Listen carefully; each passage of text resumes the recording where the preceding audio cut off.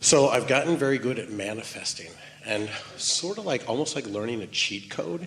It's just so exciting. I want to share it with everyone. When I see people suffering, like, you don't have to. And the same way when someone Did you say the chill code? Cheat code. The same way when Thought someone... it could have a better name. That would be. So it's something that I get excited about and I want to share, and my life is amazing, and people around me are constantly like, wow, your life is amazing, and I want to teach them, you can do it too. It's, and I get so excited about it. And sometimes it comes off as bragging, and sometimes it rubs people the wrong way. And I realize, okay, well, you can't fix anybody, just go, find like-minded people. You sort of have to be who you are. If you spend too much time trying to cater to the responses of others.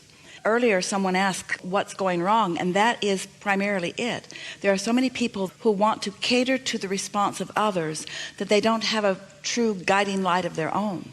If you stay true to who you are, and you are just happily moving along in all of your outrageous, joyous success, there are going to be a lot of people who aren't ready to witness it. But you can't stop being it and help them. You can't get sick enough to help sick people get well, or poor enough to help poor people become prosperous, or confused enough to help a confused person become clear-minded.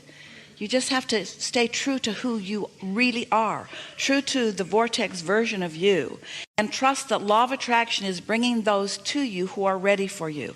A lot of times those people who appear to be envious or appear to not be enjoying what you are describing as their perception of your bragging, and you don't really know that for sure.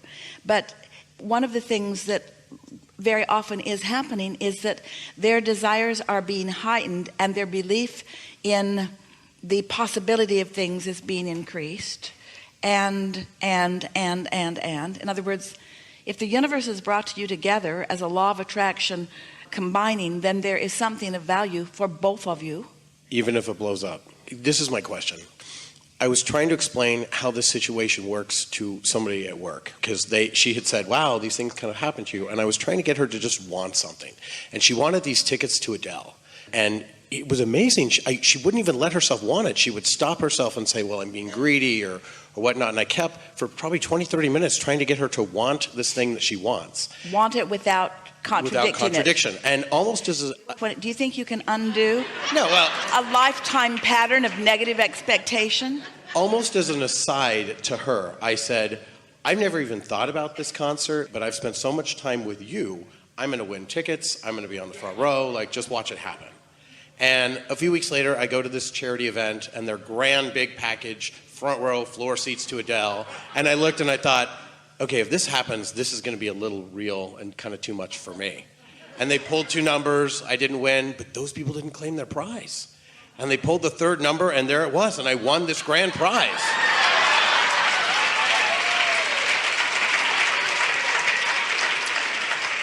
And because I had won it in such a public way, and so many people were trying to get this raffle ticket, my phone bombarded the day of the show. Who are you taking? Who are you taking? Who are you taking? Because it was this whole big package.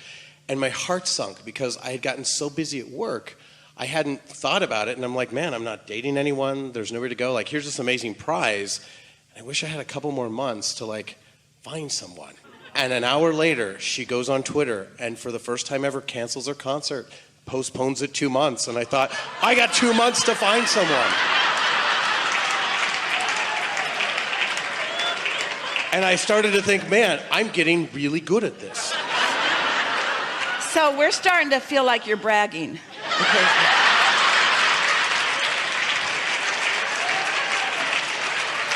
There is a point. There's a point. So to manifest this person, I thought about every relationship I had and that moment when it was really special. I imagine this one in particular with somebody I had just met. We were at the movies and our faces were touching. We were just so in love. And I was like, I love the way that felt. I felt it for a couple of minutes and I let it go. And then a few weeks later, I meet somebody at a Halloween party. And it starts to go pretty well. He says, hey, I want to take you to a movie. All the theaters are oversold, and there's one particular theater that had tickets to the show. It was the same one. 2 weeks later, I find myself in a theater in that same like, oh my gosh, I like you so much. And I thought, wow, look how fast that comes.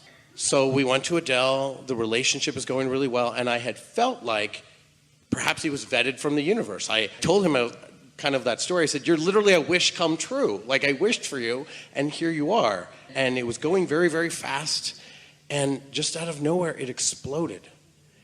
And when I asked him what happened, it was that he perceived, not knowing about Abraham yet, that I was bragging and that I was getting excited about things that people didn't care about. And I had completely lost the ability to talk to regular people. And he saw me as a liability.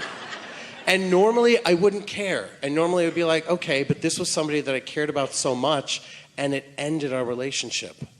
And I was heartbroken. And I was like, why would you, I thought, vet this person that I wished for and then have it blow up in my face? It made me feel like I'm too bright. It made me feel like I just want to be small. It broke my heart. And I realized there'll be another one. But Abraham, how many times can I fall on my face and fall on my face and fall on my face before? Endlessly. I don't want to try anymore.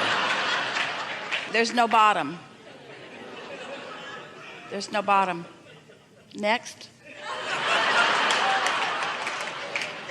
And so just, oh well, and pick it up and try again. How do I get excited about the next one?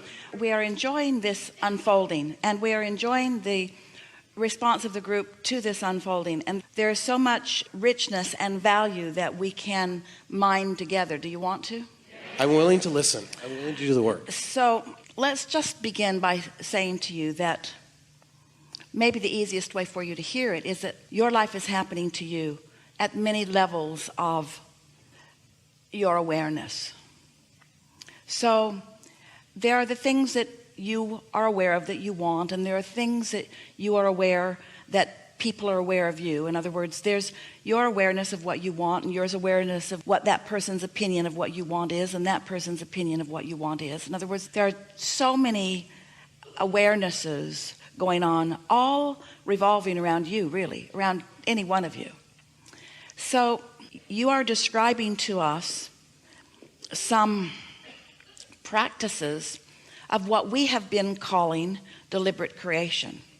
We've had lots of conversations with lots of people over the years about exactly what you're talking about, how to get what you want, to think about it, to focus on it, to don't think contradictory thoughts about it, and watch the universe yield it. This is just Law of Attraction 101. This is just how Law of Attraction works. But there is also, and we really talked about it a lot here today, there's the awareness that you are an extension of source energy, and that source energy is holding intentions that you brought with you when you came into this body, and that you've honed from this physical life experience. And one of those intentions is you are a teacher to the very core of your being. And you understand that you can't teach with words. Words really don't mean very much. That you teach through the clarity of your example. And so through the clarity of your example, those who are ready to receive what you are exampling can receive the benefit of it. So now, here we are having a conversation with a lot of people who are learning about deliberate creation. And some of them are really at the place where they're working on some Adele tickets, or they're working on a new mate, they're working on something. And so to hear someone describe the unfolding in a way that makes their heart sing is very beneficial to them. But then it's like, and this happened, and this happened, and this happened, and this happened. And I'm riding the wave of all of that good stuff happening, because while the intentions didn't originate from my observation of something, they originated from a conversation with someone. Eventually I started manifesting things that then I began to parlay into more things, and into more things, and into more things, and into more things. And then eventually something that I really wanted did not come about. How is this possible? Abraham, am I a deliberate creation, or am I not? The answer is, you are a deliberate creator and better at some things than others. You have more resistance within you on some subjects than others. On some subjects that you hold no resistance, things come easily. Those Adele tickets were a primary example of that. You had no resistance. You got activated through a conversation. It doesn't matter how it came about. That desire was activated within you. And because you had no resistance, the universe just yielded it to you. Not so that you could show off, not so that you could best somebody else, not because you're in any sort of competition, but because that's how it works. And so as you identify and isolate and notice the emotional components that go along with the focused components, then you come away with something that you understand. But there is a tendency to look into the manifestations for all of the answers. And that's what's tripping you up. It's almost what trips everybody up, because manifestations hardly ever hold. In other words, if you get all excited about this whatever success that you had, and that's what you give most of your undivided attention to, you're not feeding the pipeline for the things that are coming next and next and next and next and next and next and next. And there's a continual barrage of those, because nothing that you've ever created is going to stand and sustain itself. There have to be more creations in the pipeline. Your juices have to continue to flow. The way that we can speak that to you simply is someone will say to us, Abraham, I've written a magnificent book and it flowed through me and I could feel that it's inspired and it's just the best book and people are going to love it, but I can't get anybody to publish it and I'm not making any money with it yet. What should I do? And we say, write another book. Well, they don't want to write another book. They want to ride this pony further. We say, write another book. You got to keep the juices flowing, because it's the juices flowing that keep you in that place of receptiveness where you can know what your guidance is telling you and whether this impulse is something that will serve you in a positive way or will be something that will cause a negative manifestation. So now, we know we've said a lot. We're going to bring this round where it can begin to make some sense to you. So we know for sure that you know how the laws of the universe work.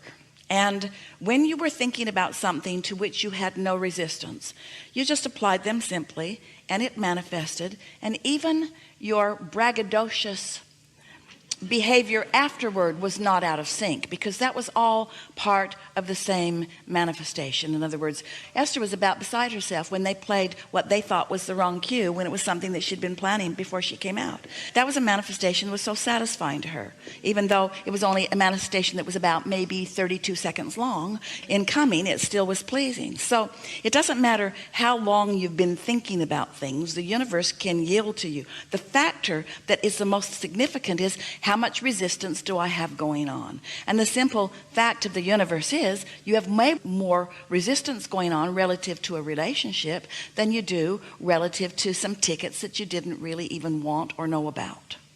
Now, this is the part that is so interesting and really juicy, really satisfying, really something to sink our teeth into. Don't get too excited, because you're not going to like it. No. That's all right. Is that even though you do know how it works, and even though you often demonstrate it for yourself, you still fell back into a lackful mode, almost a whiny, complaining mode. And we don't blame you, because when you're not getting something you want, when you feel disappointed, you're disappointed. When something that you thought that you wanted came and then it didn't stick around, we understand that feeling of disappointment. But then you forgot everything you know about the laws of the universe, and you began, just in your conversation with us, plunking all kinds of engines down on the train. So here you are talking with infinite intelligence. We know this stuff. We can convey it to you through words, because we don't have any life experience that you can watch. Esther lives some life experience that we can set forth as some example, and you do too. But what's really interesting is that as we're visiting with you after the demonstration of the engine going toward desire and the engine going in opposition,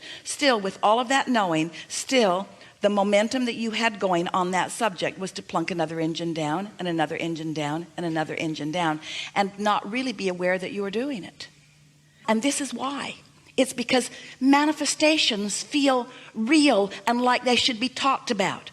You feel as humans like you should objectify anything that is reality, and the reality should be examined.